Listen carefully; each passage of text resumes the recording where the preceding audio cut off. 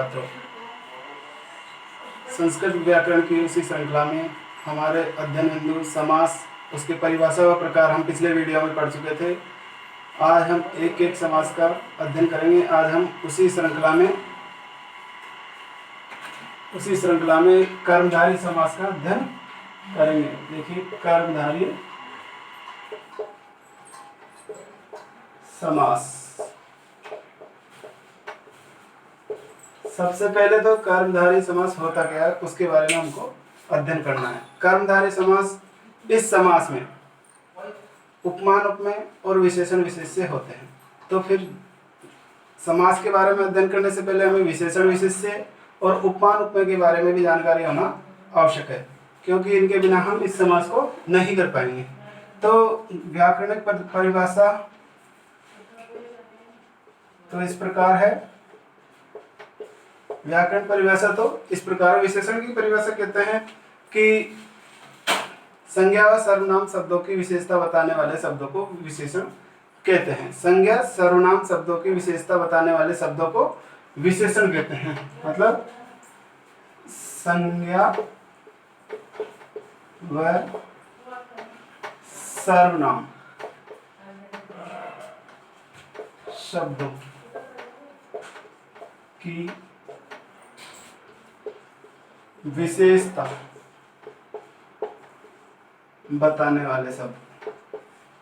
बताने वाले शब्द। संज्ञा व सर्वनाम शब्दों की विशेषता बताने वाले शब्द क्या कहलाते हैं? विशेषण। और विशेष्य क्या होते हैं? जिन शब्दों की विशेषता बताई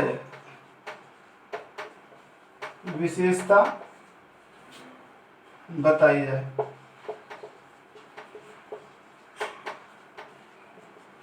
मतलब जिन संज्ञा और सर्वनाम शब्दों की विशेषता बता रहे हैं वो विशेष्य हो जाते हैं। इसी प्रकार उपमान उपमेय में भी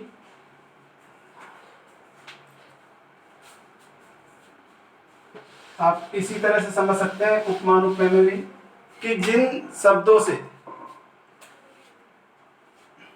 उपमान, जिन शब्दों से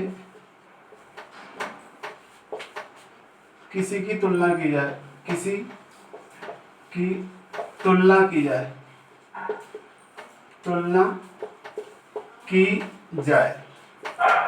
उपमान मतलब जिन शब्दों के द्वारा, जैसे विशेषण के द्वारा समानता बताई जा रही थी, इसमें तुलना की जाएगी, वो क्या करेंगे? उपमान। और उपमेय में भी वही है, जिनकी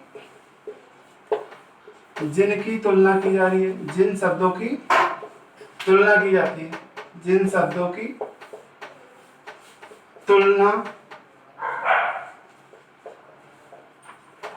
की जाए, वो उपमेय कहलाते हैं। ये तो व्याकरणिक परिभाषा है। अब हमको इसमें पहचानने में भी ये होना चाहिए कि समास में उपमान उपमेय या विशेषण विशेष्य अवश्य होगा। अब हमको पारिभाषिक शब्दावली से हम पहचान नहीं पाते कि उपमान उपमेय किसमें, क्योंकि हिंदी में तो समझ में आ जाते हैं, पर संस्कृत में शब्द हमको समझ, तो इसके लिए भी एक सामान्य सी ट्रिक है। अगर आप गौर करेंगे तो आराम से पहचान लेंगे। तो आप पहचान किस तरह से कर सकते हैं? विशेषण विशेष्य की पहचान आप कर सकते हैं, बड़े आसान तरीके से कर सकते हैं। विशेषण विशेष्य की पहचान और उपमान उपमेय की पहचान, दोनों की पहचान आप कर सकते हैं, कोई दिक्कत नहीं आएगी। देखिए, विशेषण विशेष्य यदि उदाहरण के बाद वाले पद में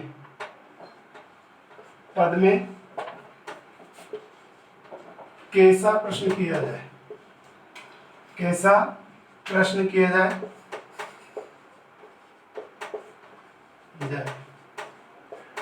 ये उदाहरण के बाद वाले पद में क्या किया जाए? कैसा प्रश्न किया जाए, तथा उत्तर पहला वाला पद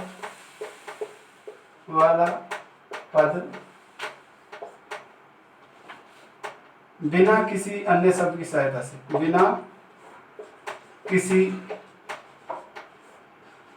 अन्य पद की सहायता से बन जाए। देखो कहने का मतलब यह है कि उदाहरण के अंत वाला जो बाद वाला पद होता है उसमें आप कैसा प्रश्न करें, कैसा प्रश्न करें तथा उसका जवाब, जैसे हमने कैसा प्रश्न किया और उसका जवाब आगे वाला पद जो बाद वाले पद की पूर्व पद है जिसको हमने पूर्व पद की संज्ञा दी थी, यदि वो पूर्व पद वैसे की वैसे उसका उत्तर बन जाए तो वहां विशेषण विशेष्य होगा। जैसे आपको उदाहरण के रूप में मैं बताता हूं, जैसे उदाहरण दिया अपन ने नील कमलम, क्या दिया अपन ने, नील कमलम। तो कमल कैसा, नीला, श्वेत वस्त्रम, तो वस्त्र कैसा, श्वेत, कृष्ण सर्प है, सर्प कैसा, काला, वीर बालक है, बालक कैसा, वीर। ये सिंपल, जैसे बस आप तो अंत में कैसा प्रश्न करें और आगे वाला जवाब आपका बिना किसी की सहायता के उसका जवाब बन जाए तो वहां विशेषण विशेष्य होंगे। इनका विग्रह करने का तरीका भी मैं आपको यही बता देता हूँ। यदि विशेषण विशेष्य की आप पहचान आपने कर ली और आपको विशेषण विशेष्य मिल चुका है तो उसका विग्रह आप कैसे करें, तो विग्रह के लिए आप देख लीजिए, विग्रह में अंत वाले पद में, अंत वाले पद में जो विभक्ति है, अंत वाले पद में जो विभक्ति है उसी को पूर्व पद में लगा देंगे, पूर्व पद में भी लगा देंगे। अंत वाले पद में जो विभक्ति है उसको हम पूर्व पद में भी लगा देंगे। बस इतना सा करना, जैसे आपको दिया नील कमलम, अब जो पहला पद तो ये है और दूसरा पद ये है, यहाँ पर लग रहा है मैं, तो आप बस इसको आगे वाले में भी आप लगा दें, नीलम कमलम, श्वेतम वस्त्रम,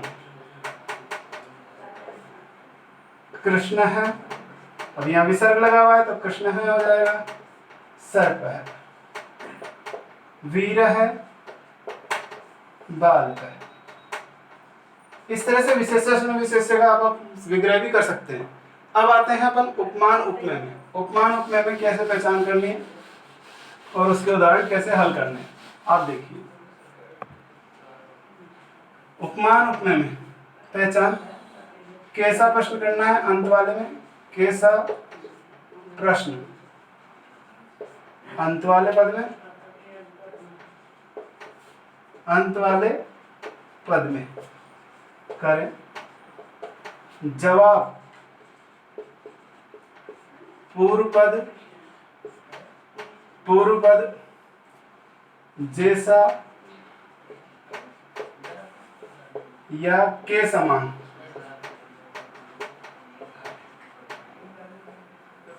इन शब्दों के साथ बने,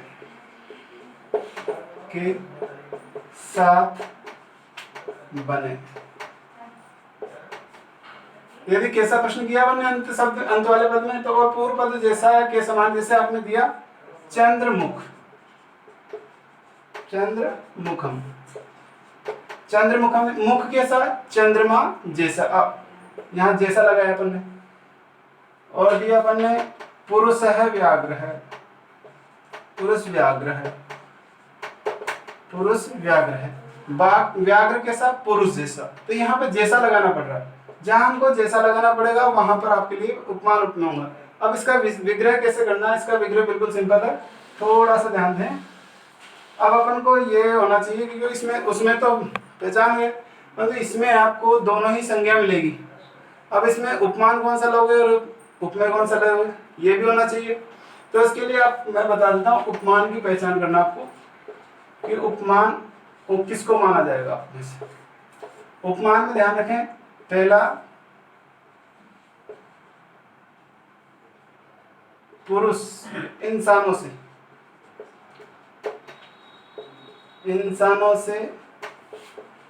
संबंधित कोई भी संज्ञा उपमान नहीं होती,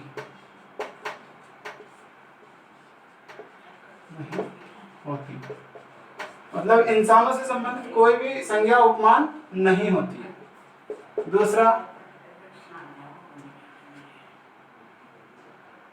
यदि कोई रंग उपमान के रूप में, उपमान में आ रहा है, उपमान है, तो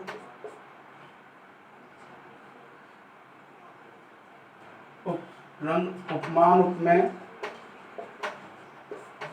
उपमेय है तो रंग उपमान नहीं होगा,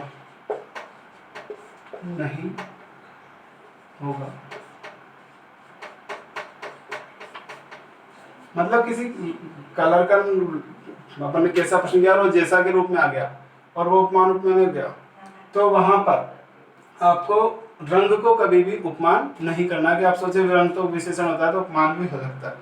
रंग कभी भी उपमान नहीं होगा। देखिए सब इसका विग्रह कैसे करना है। विग्रह में आपको क्या करना है, विग्रह उपमान के पहले, उपमान के